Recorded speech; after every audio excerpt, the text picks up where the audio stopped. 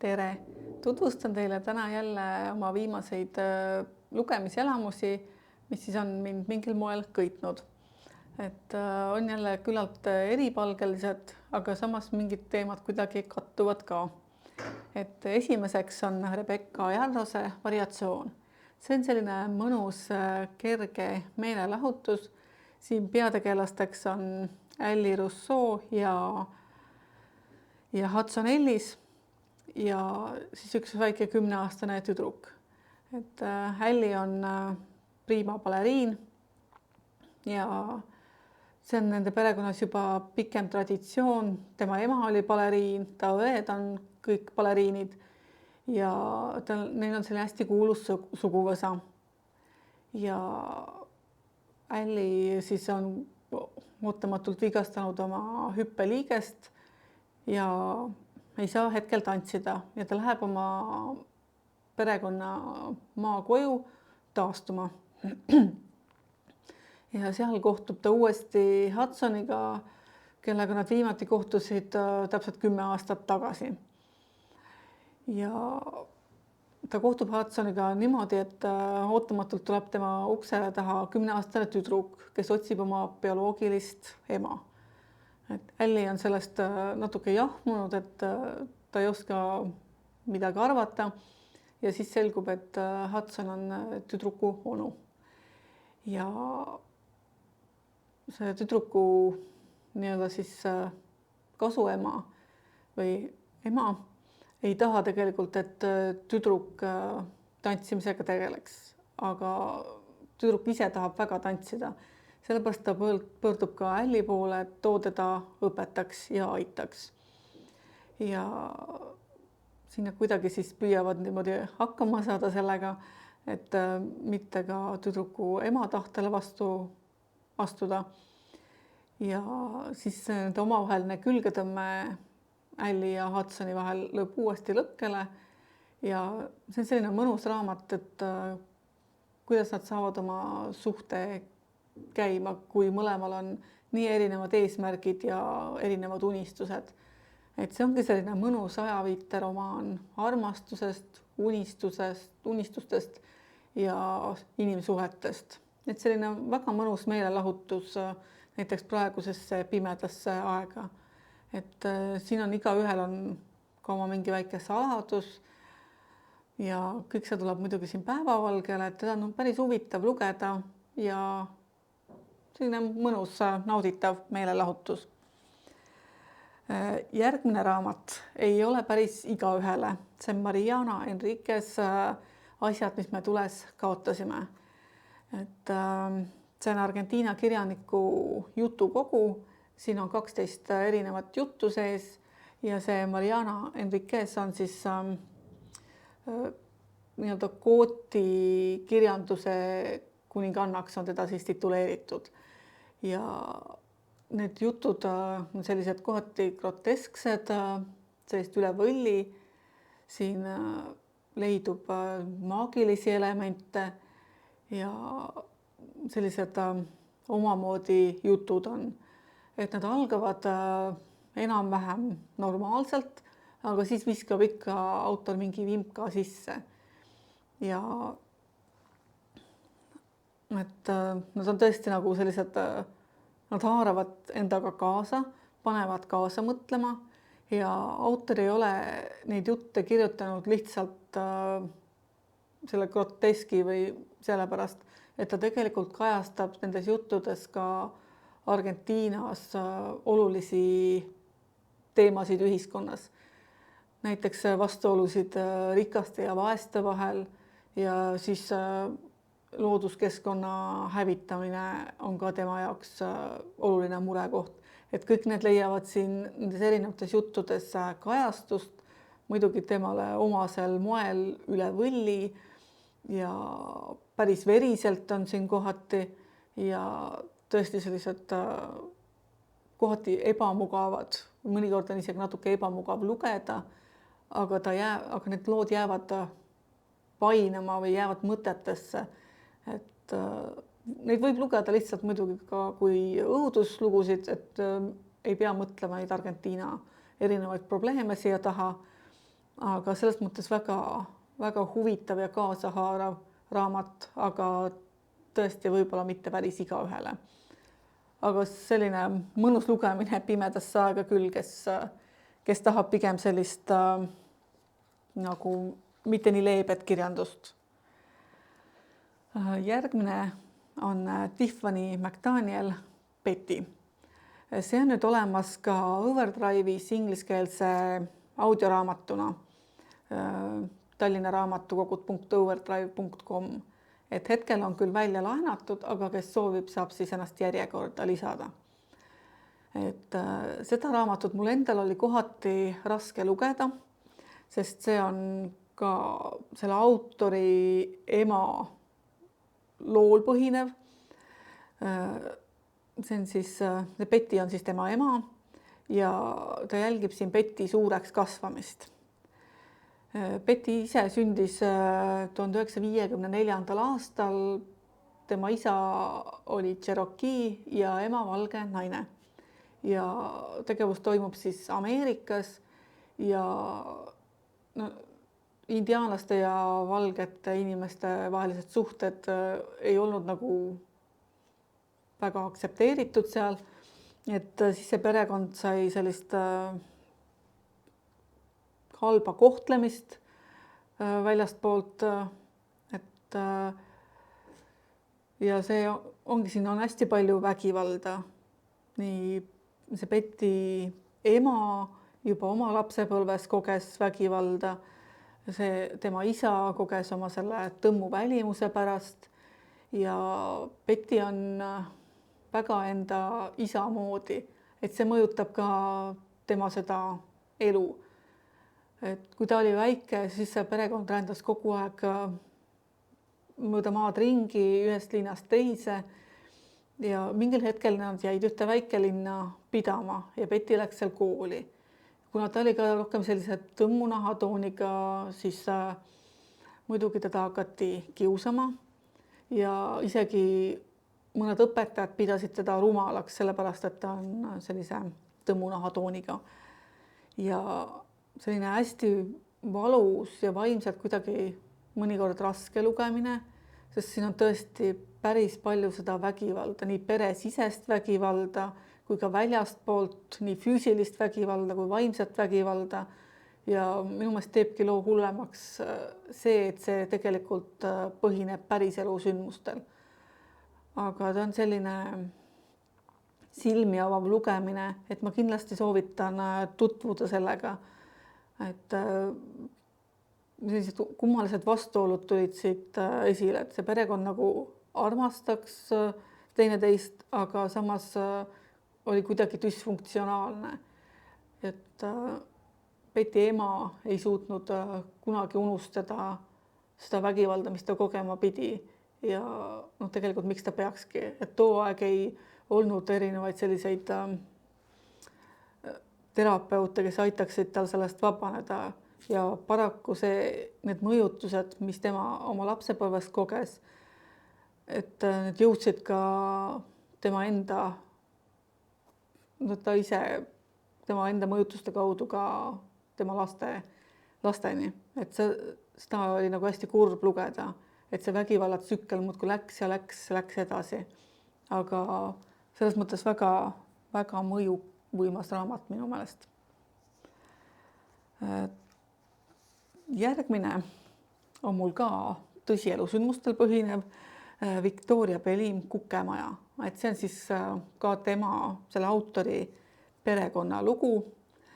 Victoria Pelim on siis ukrainlanna, kes siis teismelisena kolis koos emaga Ameerika Ühendriikidesse. Ka ta isa elas Ameerika Ühendriikides ja mingi hetk ta elas seal ja siis täiskasvuna ta kolis oma mehega Brüsselisse. Ja 2014. aastal, kui siis need esimesed sõjategevused seal algasid, siis ta otsustas minna Ukrainasse tagasi, et värskendada suhteid oma vanaemaga ja teiste sugulastega, kes tal seal olid. Ja seal ta siis on, loeb kogemata oma vana-vanaisa päevikut, kus ta siis avastab, et vana-vanaisal oli vend, kellest ta mitte midagi kuulnud ei olnud. Ta küsib siis vanaema käest, et kes ta oli ja mis temaga juhtus, aga perekond ei taha üldse sellest vennast rääkida. Ja siis ta asubki uurima mööda erinevaid Ukraina arhiive, endiseid elukohti, kus nende perekond on elanud, et mis selle vennaga juhtus. Et alguses tal see üldse ei edene, keegi ei taha midagi rääkida, arhiivist saadetakse ta ka pikalt põhimõtteliselt. Aga lõpuks ta siiski midagi leiab.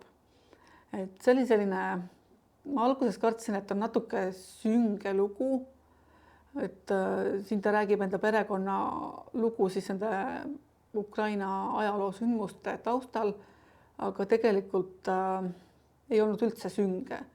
Et siin oli pigem rõhk oma juurte otsimisel, selle suhtluse taastamisel vanaemaga, kellega nad siis seal omavahel väga ilusti suhtlesid, vahepeal küll natuke nakistasid seal omavahel ja vanaemal tegelikult väga ei meeldinud see, et ta tuhnib selles minevikus, et las see olla, teeme parem aiatöid. Ja see aed oli selle vanaemale väga oluline, et ükskõik, mis juhtub, inimene peab ikkagi elama igas olukorras. Ja see aia eest hoolitsemine oli siis tema meetod nagu kõigega toime tulla. Ja see on hästi põnevalt ja kuidagi ladusalt kirjutatud, et raamat haarab kohe kaasa ja põhimõtteliselt ma lugesin selle praktiliselt päevaga läbi, sest ta on kergelt kirjutatud ja tõesti hästi põnev ja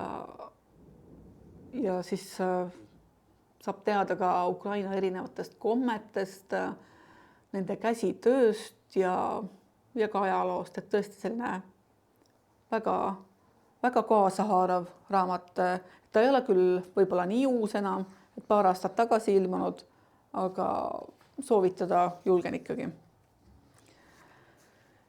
Ja järgmine on mul ka raamat, mida on väga raske käest panna.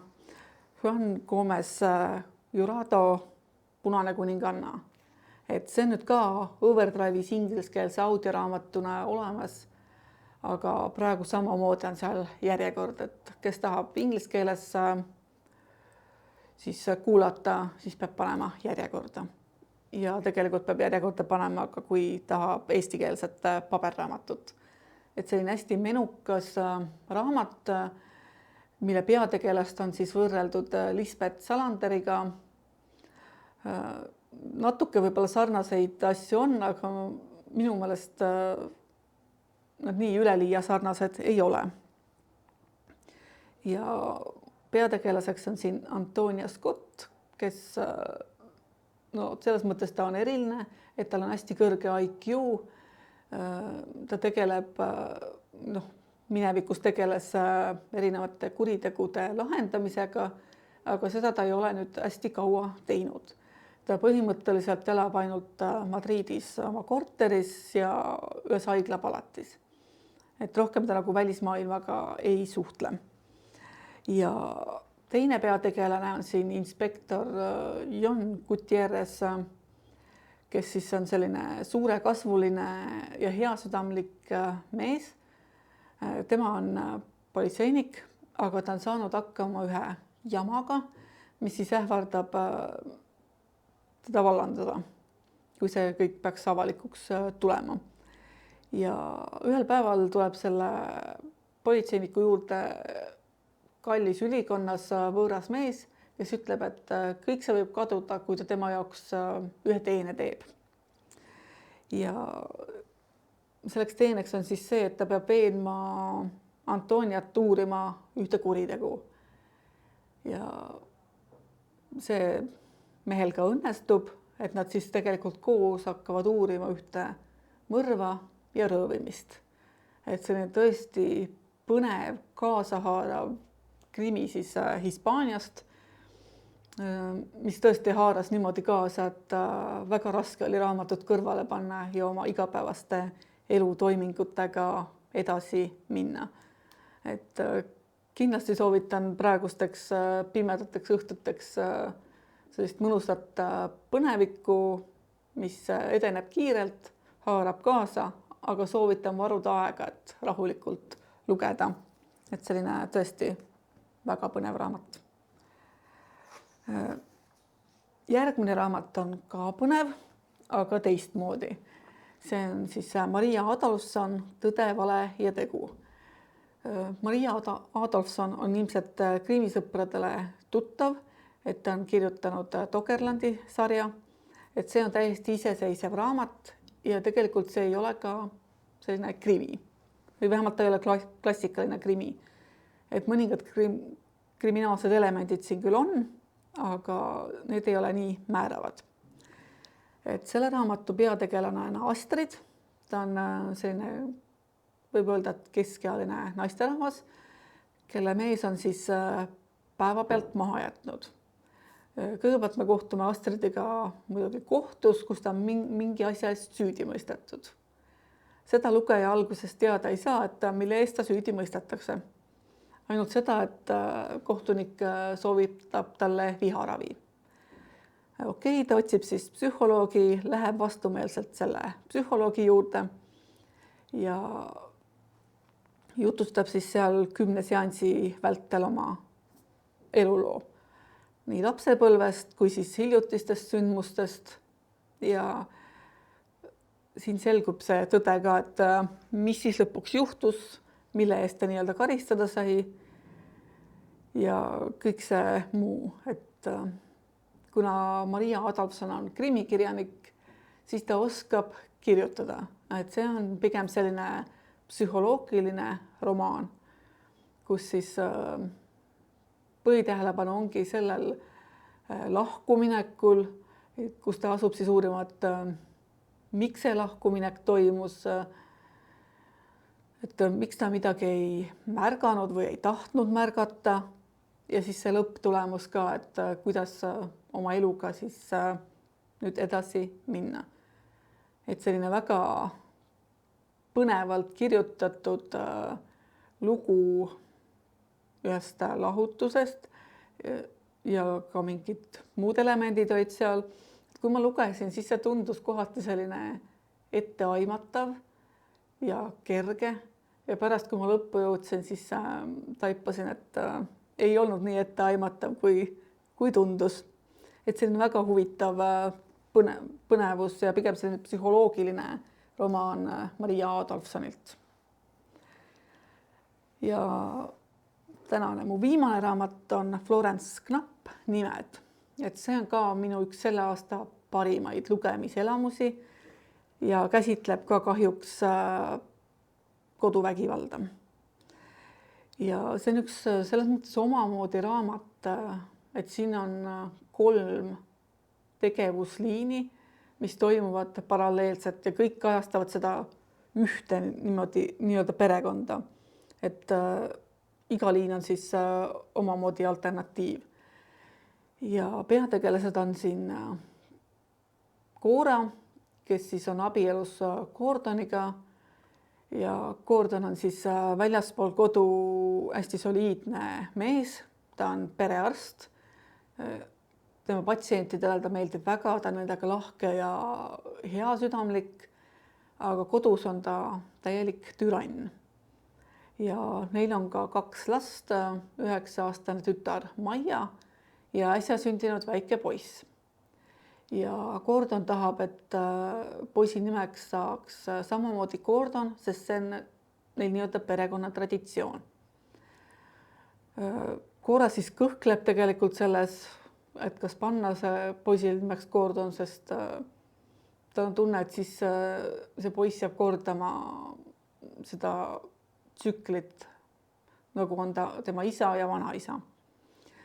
Ja need 3 paralleelset lugu ongi siis sellest, et ühes paneb Cora lapsele nimeks Gordon, nagu mees tahtis.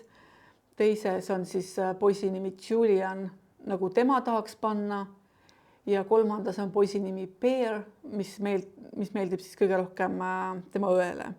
Ja need lood algavad siis 1987. aastal ja iga siis selle nime all on üks peatükk ja tegevus toimub 7-aastase intervalliga.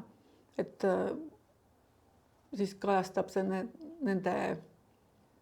selle perekonna lugu siis niimoodi, et mis juhtuks siis, kui poisi nimi on Gordon, Julian või Bear. Et selline väga omapäraselt üles ehitatud raamat, et kuidas siis kas see nimi mõjutab poisi saatust või pigem see koduvägivald või see kodune olukord. Ja iga lugu on veidi erinev, aga need koduvägivalla mõjud ja need nimemõjud on igas selles loos olemas. Et selline hästi südamlik raamat, et need tegelased läksid hinge, elasin neile kaasa, et selline hästi kaasahaarav raamat. Et tõesti soovitan sellega tutvuda. Et lugu ise edeneb kiirelt, lugemine edeneb kiirelt, lihtsalt see teema on selline kohati võib-olla raskevõitu, aga samas ikkagi väga hea lugemine. Aitäh, et kuulasite, kaasa elasite, vaatasite. Järgmise korrani!